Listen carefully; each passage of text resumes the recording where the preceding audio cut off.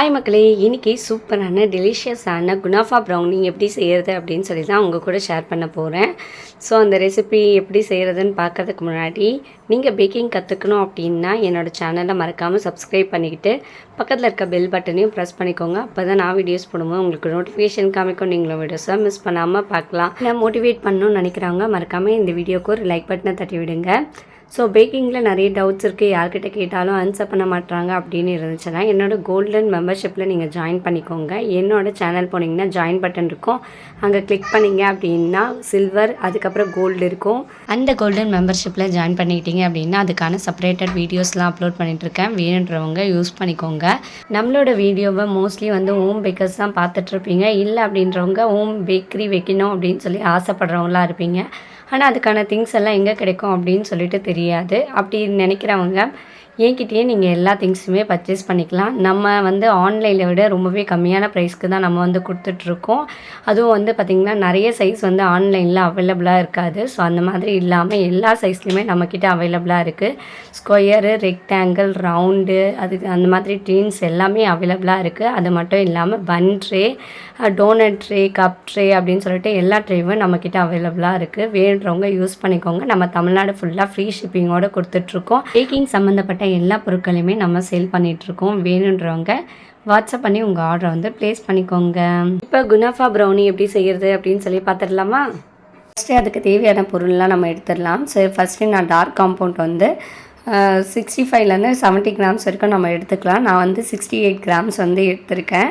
So butter பார்த்திங்கன்னா room டெம்பரேச்சரில் இருக்கணும். நான் இப்போ தான் ஃப்ரிட்ஜ்லேருந்து எடுத்து வச்சேன் அப்படிங்கிறதுனால கொஞ்சம் ரூம் டெம்பரேச்சரில் மாறட்டும் அப்படின்னு சொல்லி ஓரமாக எடுத்து வச்சுட்டேன். நெக்ஸ்ட்டு மைதா மாவு பார்த்திங்கன்னா ஒரு 50 கிராம்ஸ் அளவுக்கு நம்ம மைதா மாவு எடுத்துக்கலாம். ஸோ நான் 53 கிராம்ஸ் எடுத்திருக்கேன். நெக்ஸ்ட் பார்த்திங்கன்னா கொக்கோ பவுடர் ஒரு 10 கிராம்ஸ் அளவுக்கு நம்ம கொக்கோ பவுடர் எடுத்துக்கலாம். நெக்ஸ்ட் ப்ரௌன் சுகர் 40 கிராம்ஸு, அதுக்கப்புறம் நார்மல் சுகர் 40 கிராம்ஸு. ஆனால் நான் இன்றைக்கி ப்ரௌன் சுகர் எடுக்கலை அப்படிங்கிறதுனால சுகரையே 94 கிராம்ஸுக்கு நான் எடுத்திருக்கேன். நெக்ஸ்ட்டு ஒரு பவுலில் நல்லா தண்ணி இல்லாத மாதிரி பவுலாக பார்த்து எடுத்துக்கோங்க. அப்போ தான் நமக்கு ப்ரௌனியோட செல்ஃப் டைம் பார்த்திங்கன்னா நல்லா ஒரு 8-10 டேஸ்க்கு நம்ம வச்சு சாப்பிட்லாம், கெடாமல் நல்லாயிருக்கும். நெக்ஸ்ட்டு பார்த்திங்கன்னா ரூம் டெம்பரேச்சர் இருக்கிற ஒரு முட்டை எடுத்துக்கலாம். அது கூட கொஞ்சம் ஒரு பிஞ்ச் அளவுக்கு சால்ட் ஆட் பண்ணிக்கிட்டு ஒரு அரை மூடி அளவுக்கு நம்ம வெண்ணிலா எசன்ஸ் நம்ம சேர்த்துக்கலாம். நெக்ஸ்ட் சுகரையும் போட்டு நல்லா மிக்ஸ் பண்ணிக்கலாம். நீங்கள் நார்மல் சுகரும் போட்டுக்கலாம். நார்மல் சுகரில் அந்த தனி ஃப்ளேவர் நமக்கு தெரியாது. ப்ரௌன் சுகர் நீங்கள் சேர்த்திங்க அப்படின்னா நம்மளோட ப்ரௌனிக்கு தனி ஃப்ளேவரை நல்லா எக்ஸ்பேண்ட் பண்ணி காமிக்கும். ஸோ டேஸ்ட்டும் கொஞ்சம் நல்லாயிருக்கும். இன்றைக்கி அந்த சுகர் இல்லை அப்படிங்கிறதுனால நான் ஒயிட் சுகர் ஆட் பண்ணி நான் உங்களுக்கு செஞ்சு காமிச்சிருக்கேன். நெக்ஸ்ட்டு பார்த்திங்கன்னா நம்ம ட்ரை இன்க்ரீடியன்ஸ் ஆல்ரெடி எடுத்து வச்சதை லைட்டாக சலித்து ஆட் பண்ணிக்கலாம். ஸோ சலித்து ஆட் பண்ணும்போது தான் நமக்கு ஈஸியாக நல்லா மிக்ஸ் பண்ணுற மாதிரி இருக்கும். ஸோ நான் ஃபஸ்ட் எடுத்தோன்னே இன்க்ரீடியன்ஸ் எல்லாத்தையும் ஃபஸ்ட்டு எடுத்து வச்சுக்கிட்டதே உங்களுக்கு காமிக்கிறதுக்காக தான். இல்லை அப்படின்னா நம்ம அப்படியே அளந்து அப்படியே மிக்ஸ் பண்ணிக்கலாம். ஸோ நல்லா ஓரங்கள் எல்லாத்தையும் நல்லா சேர்த்து நல்லா மிக்ஸ் பண்ணிக்கலாம். அதுக்கு முன்னாடி நான் நடுவில் பார்த்திங்கன்னா பட்டரையும் டார்க் காம்பவுண்ட் சாக்லேட்டையும் நல்லா மெல்ட் பண்ணி எடுத்துகிட்டு வந்துட்டேன்.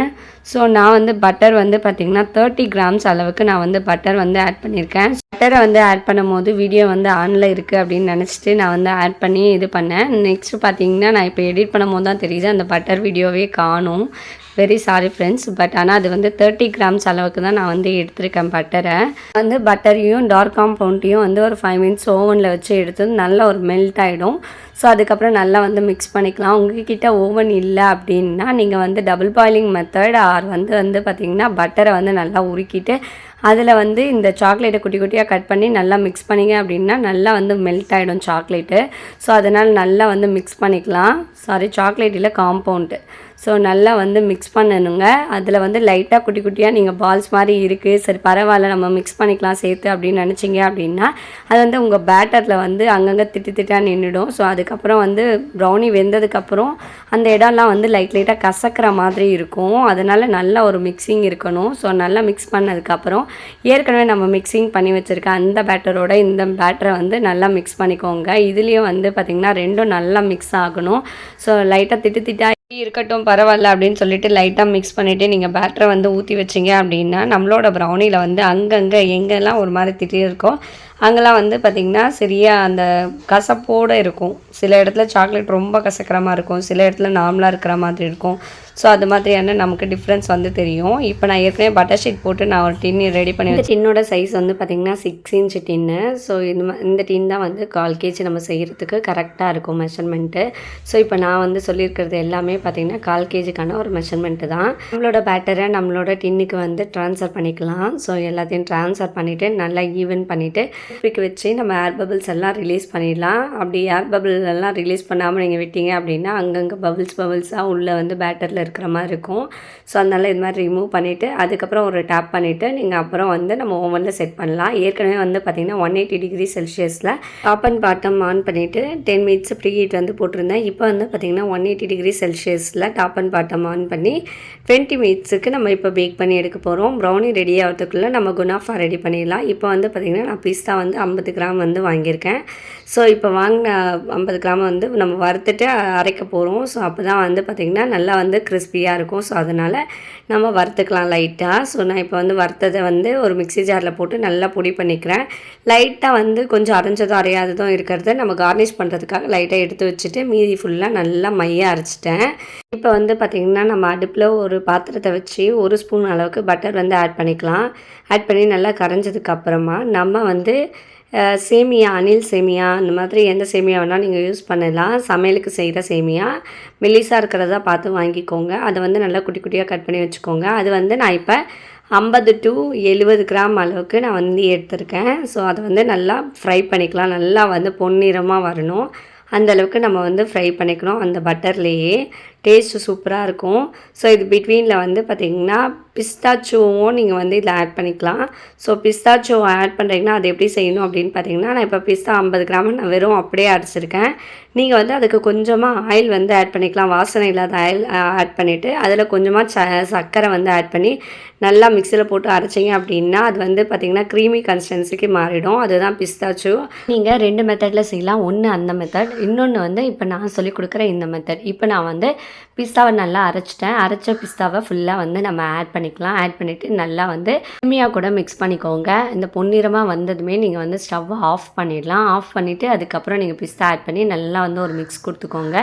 நல்லா வந்து மிக்ஸ் ஆனதுக்கப்புறம் நான் இப்போ வந்து கண்டென்ஸ் மில்க் வந்து ஆட் பண்ண போகிறேன். இதுலேயே வந்து பார்த்திங்கன்னா சுகர் எல்லாமே இருக்கும் அப்படிங்கிறதுனால நான் பிஸ்தாச்சோ வந்து அந்த மாதிரி செஞ்சு ஆட் பண்ணாமல் இப்படி பிஸ்தாவை ஆட் பண்ணிவிட்டு அதுக்கப்புறம் வந்து கண்டென்ஸ் மில்கை வந்து தேவையான அளவுக்கு ஆட் பண்ணிக்கிறேன். ஸோ கண்டென்ஸ் மில்க் வந்து நீங்கள் நிறைய வந்து ஆட் பண்ணிடாதீங்க, அப்புறம் வந்து நமக்கு திகட்ட ஆரம்பிச்சிரும். அதனால் தேவையான அளவுக்கு இதை பார்த்திங்கனாலே தெரியும், ஃபுல்லாக வந்து உங்களுக்கு நல்லா அந்த கண்டென்ஸ் மில்க் வந்து மிக்ஸ் ஆகிருக்கு. ஸோ அந்தளவுக்கு ஊற்றிக்கோங்க. இன்னும் கொஞ்சம் க்ரீமியாக இருக்கணும் அப்படின்னு சொல்லி நிறைய ஊற்றிடாதீங்க, அப்புறம் நமக்கு திகட்டும். இப்போ வந்து அதுக்கு மேலே வந்து கோட் பண்ணுறதுக்காக கனாஷ் வந்து ப்ரிப்பேர் பண்ணிடலாம். இதுக்கு வந்து நீங்கள் திக் லேயராக வந்து பண்ணணும். அதனால் இப்போ நான் வந்து பார்த்திங்கன்னா இப்போ நான் 1/4 கப் அளவுக்கு விப்பிங் க்ரீம் வந்து எடுத்திருக்கேன். இதை வந்து நீங்கள் ஃப்ரீசரில் வச்சு கட்டி ஆனதுக்கப்புறம் நீங்கள் வெளியே வச்சு நீங்கள் தண்ணியாக்கக்கூடாது. ஸோ ரெஃப்ரிஜிரேட்டரில் வச்சு அதுக்கப்புறம் கொஞ்சம் இந்த மாதிரி லிக்விட் கன்சிஸ்டன்சி வந்ததுக்கப்புறம் நல்லா குலுக்கிட்டு அதுக்கப்புறம் ஊற்றுனீங்கன்னா இந்த மாதிரி நமக்கு க்ரீம் வந்து கிடைக்கும். ஸோ அதை எடுத்து நீங்கள் ஒரு பாத்திரத்தில் இந்த மாதிரி ஹீட் பண்ணிவிட்டு சைட்லலாம் உங்களுக்கு இந்த மாதிரி பபிள்ஸ் வரும்போது நம்ம காம்பவுண்ட் வந்து ஆட் பண்ணணும். ஸோ இது வந்து எப்படி ரேஷியோ அப்படின்னு பார்த்தீங்கன்னா 1:2 அப்படின்ற ரேஷியோவில் தான் நம்ம வந்து எடுக்கணும். இப்போ வந்து நான் 1/4 கப் அளவுக்கு விப்பிங் க்ரீம் வந்து எடுத்திருக்கேன்.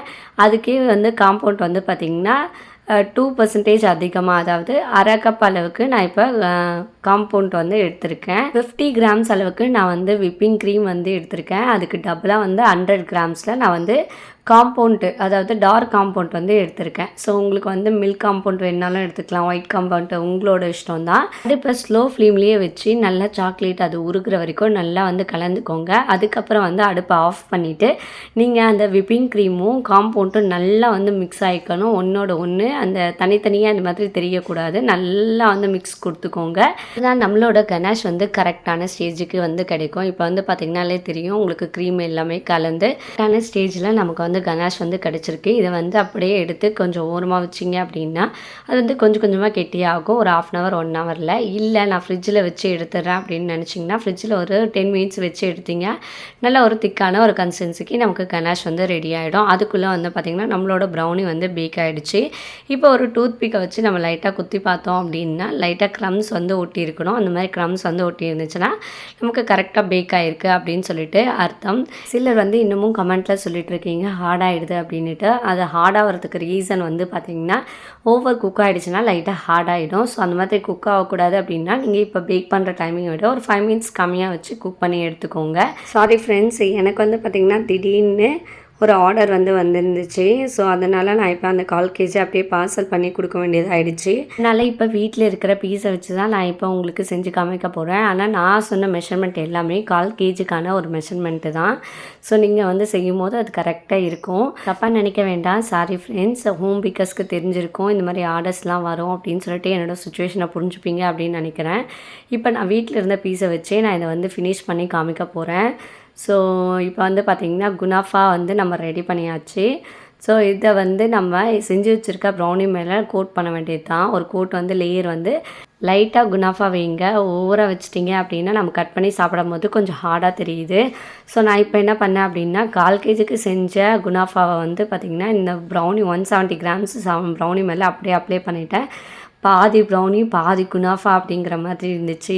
நீங்கள் ஒரு லேயராக இருக்கிற மாதிரி பார்த்துக்கோங்க. டபுள் லேயர் மாதிரி நான் வச்சதுனால என்னாச்சு அப்படின்னா கட் பண்ணும் போது ரொம்ப கொஞ்சம் கஷ்டமாக இருந்துச்சு. அதேமாதிரி சாப்பிடும் போது கொஞ்சம் லைட்டாக கொஞ்சம் திக் லேயராக இருந்துச்சு. ஆனால் டேஸ்ட் வைஸ் சூப்பராக இருந்துச்சு. இப்போ நம்ம சாக்லேட் வந்து ஆல்ரெடி மெல்ட் பண்ணி கனாஷ் வந்து ப்ரிப்பேர் பண்ணியிருந்தோம். அதை வந்து ஃப்ரிட்ஜில் வந்து செட் பண்ணி ஒரு 10 மினிட்ஸில் எடுத்தாச்சு. இப்போ வந்து பார்த்திங்கன்னா நம்ம குனாஃபா மேலே நல்ல டெக்கரேஷனுக்காக நம்மளோட கனாஷை வந்து ஃபுல்லாக வந்து ஊற்றி எடுத்துக்கலாம்.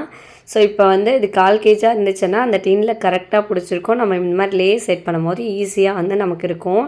இது வந்து சின்னதாக இருக்கிறதுனால இது எதில் வச்சு எப்படி செட் பண்ணி நம்ம இந்த லேயர் ஊற்றுறதுன்னு தெரியல. சரி ஓகேடா, நம்ம ஃபுல்லுமே கவர் பண்ணிடலாம் அப்படின்னு சொல்லி ஒரு லேயர் மாதிரி கொடுத்துக்கிட்டேன்.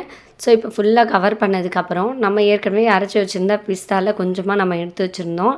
ஸோ அதெல்லாம் வந்து நம்ம அழகாக டெக்கரேஷனுக்காக இப்போ தூவி எடுத்துக்கலாம். ஸோ இதை தூவி எடுத்ததுக்கப்புறம் இதை வந்து ஒரு 1/4 ஹவர் வந்து நம்ம ஃப்ரிட்ஜில் வந்து வச்சு நம்ம செட் பண்ணி எடுக்க போகிறோம். ஸோ அதனால் நான் இப்போ வந்து இதை ஒரு பிளேட்டுக்கு வந்து ட்ரான்ஸ்ஃபர் பண்ணிக்கிட்டேன். ஸோ இப்போ வந்து நான் இதை ஃப்ரிட்ஜில் வந்து ஒரு 10 மினிட்ஸுக்கு வச்சு எடுத்து நான் செட் பண்ணிவிட்டு நான் உங்கள்கிட்ட காமிக்கிறேன். இப்போ நான் ஃப்ரிட்ஜில் வந்து வச்சு எடுத்தாச்சு. இப்போ நம்ம வந்து அழகாக கட் பண்ணி சாப்பிட்டு பார்க்கலாம். நல்லா செட் ஆனதுக்கப்புறம் எப்படி இருக்குது அப்படின்னு சொல்லி பாருங்கள். ரொம்ப சூப்பர் டேஸ்ட்டாக வேறு லெவலில் இருந்துச்சு. கண்டிப்பாக நீங்கள் வீட்டில் வந்து ட்ரை பண்ணி பார்த்துட்டு எப்படி இருந்துச்சு அப்படின்னு சொல்லிட்டு மறக்காமல் கீழே வந்து கமெண்ட் பண்ணுங்கள். ஏதாவது டவுட்ஸ் இருக்குது அப்படின்னா கண்டிப்பாக எனக்கு வந்து கீழே வந்து கமெண்ட் பண்ணுங்கள். என்னால் முடிஞ்ச வரைக்கும் ஆன்சர் பண்ணுறேன். இல்லைன்னா நெக்ஸ்ட் வீடியோவில் அப்லோட் பண்ணுறேன். இதை பார்க்கும்போது எனக்கே பார்த்திங்கன்னா ரொம்பவே டெம்டிங்காக இருந்துச்சு. எப்படா நமக்கு வந்து ஒரு பீஸ் கிடைக்கும் அப்படிங்கிற மாதிரி. ஸோ கட் பண்ணதுமே எடுத்து கடகடன்னு நான் சாப்பிட்டுட்டேன். டேஸ்ட்டு நிஜமாகவே சூப்பராக இருந்துச்சு. குனாஃபா வந்து சாப்பிட்ருக்கேன். ஸோ இதுவும் வந்து பார்த்திங்கன்னா அந்த ப்ரௌனியோடு சேர்த்து சாப்பிடும் போது வேறு லெவலில் இருந்துச்சு டேஸ்ட்டு. நிஜமாகவே எனக்கு ரொம்பவே பிடிச்சிருந்துச்சு. அந்த பிஸ்தாவோட ஃப்ளேவர் வந்து அப்படியே நமக்கு அந்த இதில் அதாவது ப்ரௌனியில் இறங்கி அந்த டேஸ்ட் வந்து செம்மையாக இருந்துச்சு. நீங்கள் வீட்டில் ட்ரை பண்ணி பாருங்கள். நிஜமாக உங்களுக்கு பிடிக்கும். உங்கள் கிட்ஸுக்கும் செஞ்சு கொடுங்க. நிறைய குழந்தைங்க வந்து இந்த பிஸ்தாலாம் சாப்பிட்றதுக்கு ரொம்ப கஷ்டப்படுங்க. அவங்களுக்குலாம் நீங்கள் இந்த மாதிரி நட்ஸ் எல்லாம் போட்டு நீங்கள் கொடுக்கும்போது அவங்களுக்கே தெரியாமல் அவங்க வந்து சாப்பிட்ருவாங்க.